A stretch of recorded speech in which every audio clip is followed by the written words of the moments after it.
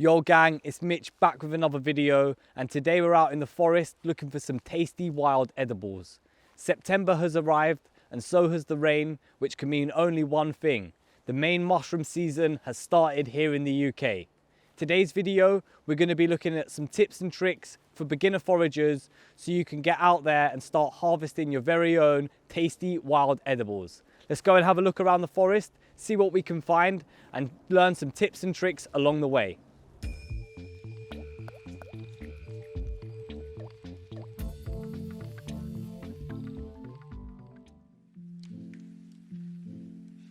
One of the most important things to consider when out foraging is choosing the right location. There are a few areas that you want to completely avoid, and those include areas of private land unless you have the landowner's permission, triple SI or nature reserves, because we want to leave these vitally important habitats alone for nature to work and thrive in peace.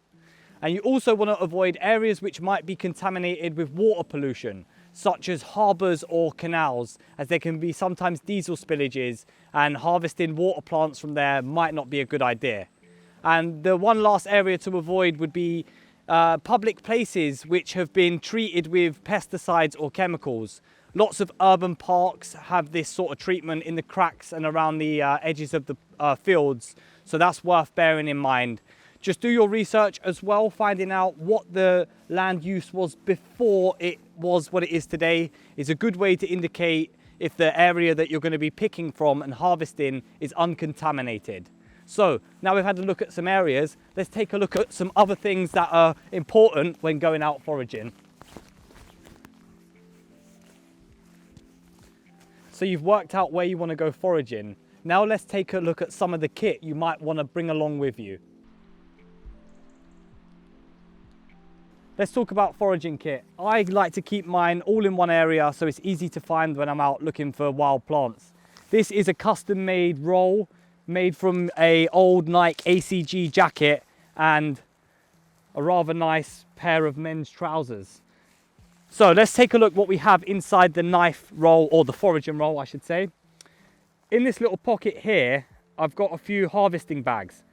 Now, usually I would have a basket, but today we're traveling light. So these harvesting bags are really handy for carrying things which are really compact, but you can harvest quite a lot into these bags. Moving along, we have a pair of secateurs. These are a really, really good quality pair. And this is perfect if you're harvesting mushrooms or plants in hard to reach areas and you might need to cut back some brambles to access them safely. It's also really good for harvesting things that require a little bit more force to cut through. Some really nice Japanese hand scissors. These are perfect for harvesting wild plants and herbs like wood sorrel or wild marjoram. They just get a really nice clean cut, much better than picking by hand, I've found. And yeah, really good for harvesting samphire when you need to get that clean cut at the root, making sure that you leave the plant roots intact underground so we encourage the plant to grow again next year. Well worth bringing a pair of hand scissors in your foraging roll. Now my favourite tool in the kit is my trusty Opinel hand knife. I will usually just have this in my pocket at all times and it comes with me pretty much everywhere I go. Has a little locking mechanism, nice curved blade for harvesting mushrooms and for cleaning mushrooms, and a little brush on the back for cleaning the mushrooms. I usually like to remove any of the soil and forest debris off my mushrooms before I put them into my bag or basket, and this just stops the dirt from becoming completely ingrained in the mushrooms and pretty difficult to clean later on. And the last thing in the kit we have is a magnifying glass. You know, I think observing your wild plants and insects and mushrooms when you're out foraging is absolutely incredible, and just spending that moment to relax and just become more in tune with our natural landscape. And a magnifying glass is a perfect way to slow down and observe what's going on around us. There's a few things here which we don't have. Obviously we mentioned the wicker basket, great for harvesting mushrooms, especially because the holes within the wicker basket allow the spores to spread and sporulate around the forest as we walk around in search of some tasty, delicious wild food. A rain jacket. majorly important. This one's small and compact. It can fold up into the hood and go into the bag. Really important. Imagine you're 15 minutes into a forage, it absolutely lashes down, you're soaked, you're not going to be very happy, and you're going to head off way quicker than you would have if you would have had some waterproof gear with you.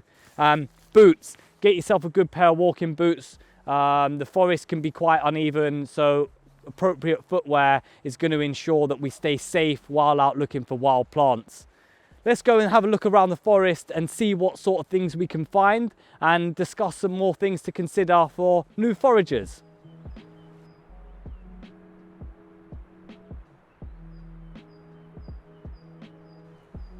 Arguably the most important thing with foraging is positive identification. And to do that, we need to learn about our wild foods. So I'd highly recommend buying yourself some books. Now there's a few different types of books that you can get. When I go out foraging, I like to bring some field guides. Field guides are small pocket-sized manuals which can be easily taken on forays with us to help us identify different types of mushrooms, especially when you come across something absolutely crazy cool as this. This is the cauliflower fungus, also known as the brain fungus. And it's a delicious edible when young, although a little tricky to clean. So there's some books that I would definitely recommend you getting. For field guides, I like to use Wild Food UK Pocket Guide Foraging, and also the Collins Mushroom Handbook. For at home, there's some bigger books that I do like to use, and those include the Forager's Handbook and the Forager's Calendar. But arguably the most important mushroom book that I would recommend anybody to get is Mushrooms by Roger Phillips. It's basically the mushroom Bible. I refer back to that every single time I go out looking for mushrooms, and I wouldn't be anywhere without it. It's really important when harvesting wild food to make sure that you leave some behind for nature. So as you can see, I've harvested the cauliflower fungus, but I've left a really nice big chunk behind to sporulate and provide food for the other creatures in the forest.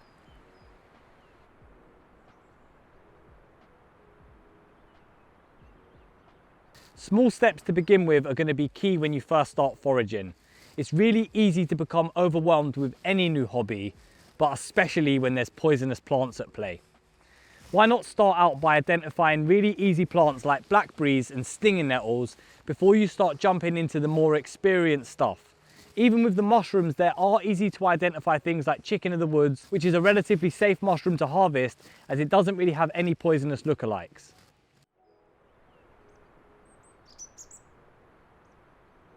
So when out enjoying our beautiful planet, it's really important to respect and take care of our land. We're a custodian and guardians of the planet, so always take home any litter with you. And sometimes when you're out looking for mushrooms and you come across litter, it's good to pick up that litter and take it home with you. And it's a little way that we can give back to the earth for giving us this wonderful, tasty, wild food. Another thing is when you're out foraging, try not to break up any sticks or remove any habitat and cause disruption to the forest. If you're searching through the leaf litter, I always like to cover it back up and just leave it the way that we found. Most of all, it's important to have fun and really enjoy being outside in the natural landscape, soaking up the sights and sounds of the birds, breathing in all of the aerosols that the trees release. This is food for our mind, body and soul.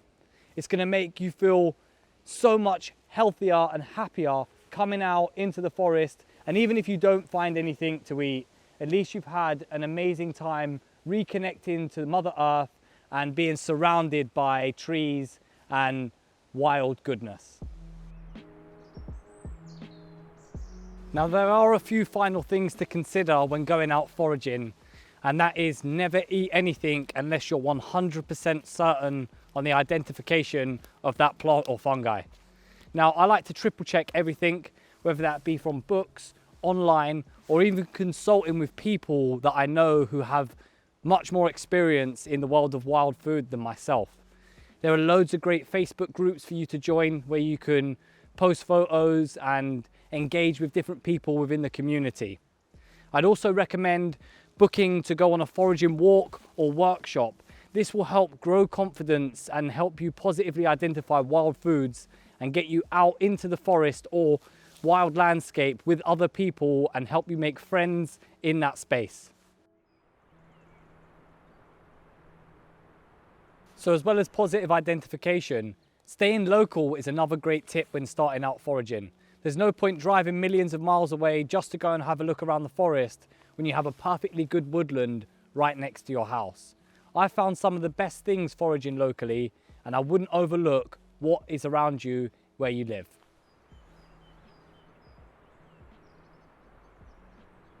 So there's some of my top tips for beginner foragers, and I can't wait to start making more videos out in the forest, looking and searching for wild foods, and hopefully introduce some cooking while we're out here at the same time. If there's any things that you think that I've missed or you'd like to let some people know that are looking to start foraging, let us know down in the comments and let's start a little conversation. Don't forget to like this video and subscribe to the channel. It really does help me out with the algorithm and I'd really appreciate that. As always guys, take it easy, peace and love.